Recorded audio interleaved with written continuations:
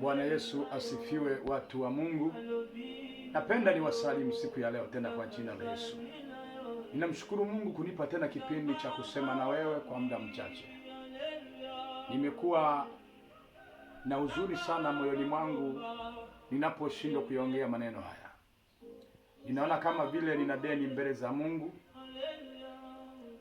kutokana na vile ambavyo wanadamu tunapita duniani. Ndugu yangu, hebu tafakari leo.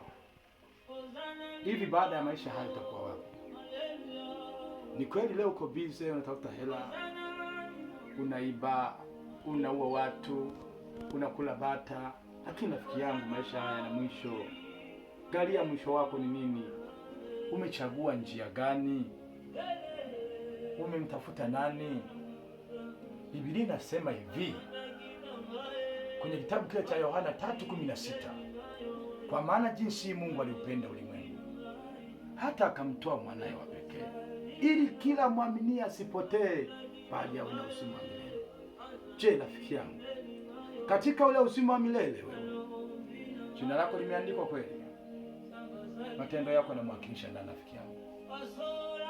Kuna watu tunapoambia habari ya hukumu ya Mungu wanasema hamna, ni maneno tu, wala hakuna hukumu, ni vitisho tu vya wanadamu. Wengine wanaenda mbali sana, wanasema tu ni maneno ya wazungu yaliyotungwa ili kutishia watu. Rafiki yangu, akasema wahenga, lisemwalo lipo. Biblia inasema kwenye kitabu kile cha Luka sura 16:19, palikuwepo na tajiri mmoja aliyevaa nguo za rangi ya zambarau na kitani safi. Alikuwa nakula siku zote kwa anasa. Hakumjuaga Mungu wala kumtafuta Mungu wala kusikia habari za Mungu. Wahubiri walihubiri mno, walisemaga habari za Mungu, lakini akawa busy yule tajiri. Kama leo tuna watu wako busy na mambo ya dunia, wako busy na kuzisaka kweli, wako busy na kusoma kweli, wako busy na mambo ya dunia kweli, lakini hawajajua mbele yao kuna nini.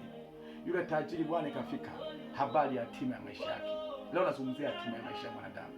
Yule tajiri kafika siku bwana, palikuwepo na masikini moja aliyekuwa anakula makombo ya yule tajiri, lakini yule tajiri alikuwa mjali yule masikini.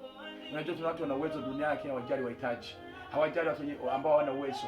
Wanadhani kana kwamba wao walikuwa na uwezo mkubwa sana utata pesa kuliko wengine. Hapana, ni baraka za Mungu. Taniseme nini? Yule tajiri bwana, ikafika siku ya kufa yule masikini, akafa. Alipokufa bila sababu akachukuliwa mpaka kifoni kwa Ibrahimu. Ikafika sana yule tajiri naye bwana akaondoka duniani. Alipoondoka duniani, yule tajiri akashuka mpaka kuzimu. Alipokuwa katika kuzimu, yule tajiri akiwa anapata mateso ya moto mkali, aliinua macho yake kwa Muumba wake aliyemuumba. Kumbe kuna watu wako busy leo duniani kwa sababu hawaamini kwamba kuna hukumu, lakini siku atakapoona mateso ya milele watamkumbuka yeye aliyemleta Yesu duniani ili kufanyika njia ya kutupeleka mbinguni. Sasa yule tajiri alipokuwa katika mateso, aliinua macho yake mbinguni. Hakumuona Mungu, akamwona Ibrahimu na Lazaro kifuani mwake. Ndipo akapiga kelele akasema, baba Ibrahimu, nihurumie, nateseka sana, napata shida mno. Mtume Lazaro aende duniani. Aenda akamwambia ndugu zangu watubu dhambi, waache maovu. Kweli jehanamu ipo, kweli moto upo, waache dhambi. Hebu jiulize ndugu yangu, kama kuna mtu alikosa nafasi lakini anaomba chance kwa mtu yule ambaye alishakufa arudi duniani, awasisitiza wanadamu waache dhambi ili wasije katika jehanamu ya milele. Mwanadamu amepewa maisha mazuri na Mungu. Leo una miaka mingapi huko duniani, lakini bado unafanya uovu, unafanya dhambi, unaiba, unaua, unatapeli. Mungu akusaidie rafiki yangu. Katika maneno haya nataka tumrudie Mungu. Sijajua umetenda dhambi gani, lakini Mungu akusaidie kushinda dhambi. Amina.